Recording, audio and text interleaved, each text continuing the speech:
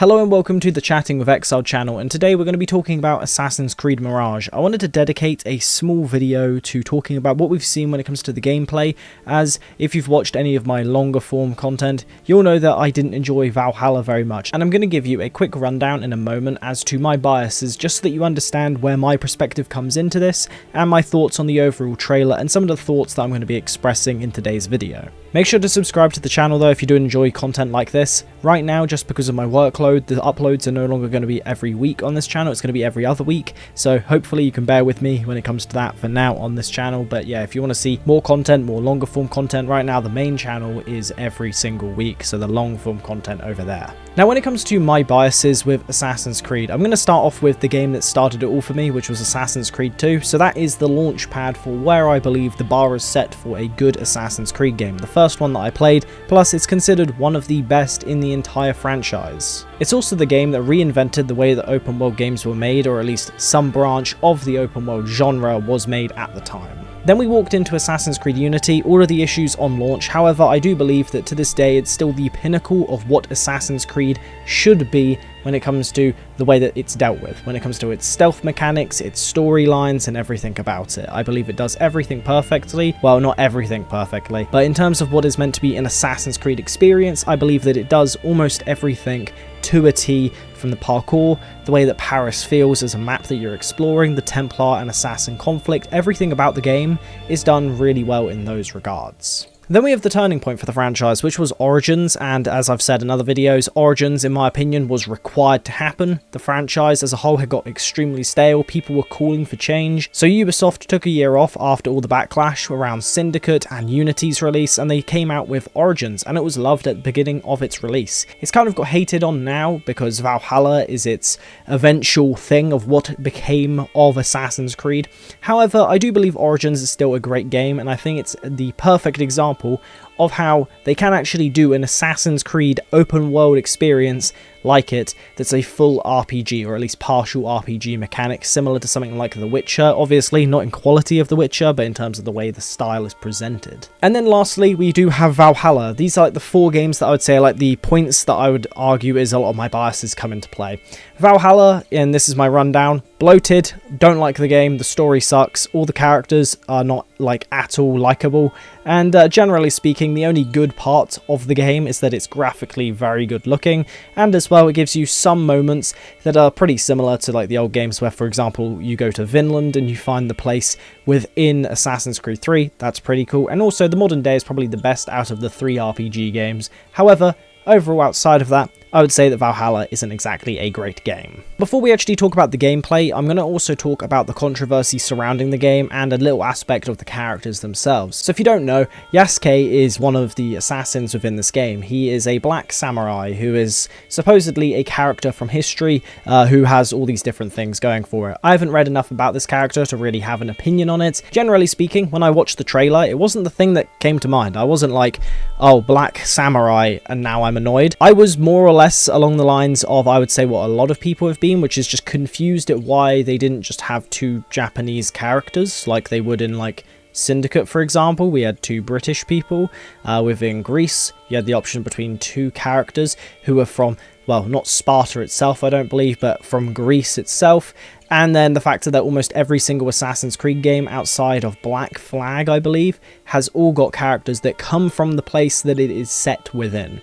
So I think that is something that people were kind of confused about, and I can definitely see why there was backlash to it. It's an understandable thing to kind of be like, well, you could have just had both characters be Japanese and it fitted in to like the idea of what the world was. However, my general thoughts on it is basically just, I'm going to wait until I play the game myself to have an opinion of whether or not I think the character is there for a good reason, or if it's there for some external third reason that, you know, some people may like to claim it might be there for. Now, we also have Naue as well, who is the female assassin within this game, and just before I actually talk about anything, I want to talk about her character within the trailer. I think it looks very good in terms of her character's stealth mechanics and all these things, which we're going to talk about in a moment. However, what I find really odd is it just feels out of place at times. Her character just doesn't look correct, and I don't know how else to describe it. I'm talking about this as well in my new video. What I mean by she just doesn't look correct is that I think where the camera is meant to be big enough to fit her character, and Yasuke, so a massive brute character, and then this effectively smaller woman who is a stealth character, it kind of makes her look odd, because you go from like this massive brute who's taking up a load of the screen, and then to this character who's way smaller. But also, it kind of just reminds me, and I don't know if anyone else can relate to this, but when you see like random ads on Instagram, you're just scrolling through and you're like, oh, random game, and you're like, this game looks like Assassin's Creed. It's because a lot of games on the App Store do try to make themselves look like a Japanese Assassin's Creed game, and it genuinely looks like that. The character kind of looks weirdly like this, not in terms of its like visual style, but the way that the character kind of walks around and everything about it, it just kind of looks weirdly, I guess, not how I would expect. I don't know how else to explain it other than that. But before I continue rambling about this, I think we should just jump into one of the first points around this game, which is the combat. Now, Assassin's Creed typically over the last few years has struggled with blending together, having good combat and good stealth, and I think they're trying to do their best within this from what we've seen from the gameplay. However, I'm going to remind people one big thing, which is Valhalla did the same thing. They claimed a lot of things. They allowed creators specific access to some parts of the game to give a false sense of security as to what we were getting. One of the only creators that spoke about this was Luke Stevens, and this is one of the big praises that I do have of him, is that he actually called it out. He was like, something seems off. Why are we getting this specific thing and not being able to kind of explore the world as we kind of want, or at least the areas that are done? He was a bit confused about that and mentioned that at the beginning, and he was right with the fact that they were trying to push this idea that stealth was still going to have its place, but then it's kind of useless within Valhalla. And then right here on screen now next to me, so I may jump in and out of different clips, however here you have Yasuke doing some form of combat. Now this is with his massive club looking thing, and one thing that we can definitely take away from this is that yes, there is some brutality here, but we aren't being shown everything. I think they're only allowing to see certain bits to kind of shock you when the game comes out, because they updated some stuff around how much gore is going to be in this game, so it's going to be a lot more brutal. For example, there is literally a moment where he is about to behead a man, and yeah, it cuts off before you see anything, because I'm pretty sure YouTube is probably not exactly pro seeing, you know, us behead someone, at least in a trailer anyway. They'd rather just wait until it's gameplay, so it's a little bit different. Now, in regards to it, I don't mind this combat, besides, I would say, two specific things. Here you go, two specific things. And that is that, one, I hope that the abilities that we've had within the other games aren't as prominent. You can see clearly that they are still there. They still exist to an extent. And I'm not exactly anti there being abilities and so on, and that there's special moves that take time to use. Not anti that. I just hope they don't dive too much into the fantastical side, where we get ridiculous over-the-top, flames coming off of the sword and just random stuff like that. I'm not interested to see any of that personally. I hope it's a bit more grounded and rooted in this idea of being like this right here that we're seeing, a samurai, where it is really cool to see, you know, the actual swordplay. And one thing that I was really hoping, and I'm glad that they at least looks decently quick-paced, is the sword combat instead. My only other critique of the combat that we've seen is it kind of feels slow and easy. And what I mean by this is that, right there, you get parries, and there's tons of time to make parries and get damage out. And I'm hoping that they, you know, do it in a way that makes it... Oh, there you go. There's a bit of brutality. Why did I think that was cut out? I swear it was cut out. Maybe it was in the other trailer. But it is the case that it does look a little bit easy, so my assumption is going to be that, like Origins, the combat, if you want to have any form of challenge, you're going to have to up the difficulty massively to have any form of challenge. Now this brings me nicely into stealth, and before we actually talk about stealth itself, I'm going to talk about one specific thing in the gameplay aspect just beforehand, which is this moment right here, where you get to choose between your characters. And to me personally, and I'm going to just make this a bit bigger so that you guys can see it from how I'm seeing it right now, this here, to me, isn't a good idea. Now, the reason why I say that is because I don't think that giving people the option of who to play as in these sorts of missions was the right solution. And what I believe would have been a better idea, both in terms of replayability and as well as that just being able to please everyone, would be choosing which character you want to play as right off the bat instead of it being anything related to, you play this character roaming around the world, and then it's like, okay, cool, how do you want to approach this mission? Stealth or brute? How do you want to go about it? I think it would have been better that you start off the game, and it's basically just the case of, okay, cool. If you choose to play as Yasuke, you can do that, play as a brute, enjoy your RPG Assassin's Creed if you're one of those sorts of fans who love that sort of thing with Odyssey, Origins, and Valhalla. Or play as a natural stealth assassin the whole time and play it as Naue. And I think it would have been better to have that at the beginning as just a choice that you make and you can't go back on, purely because it means that, you know, you can have different play styles without it being in one entire experience, so they could actually have replay value. You can actually go and say, well, I played this now all as stealth, let's see what the combat has to offer, and play as Yasuke the whole time and whatnot. I think it would have been better going about it that way, but this is what we've got by the looks of it, and I doubt we're going to see too much change to it.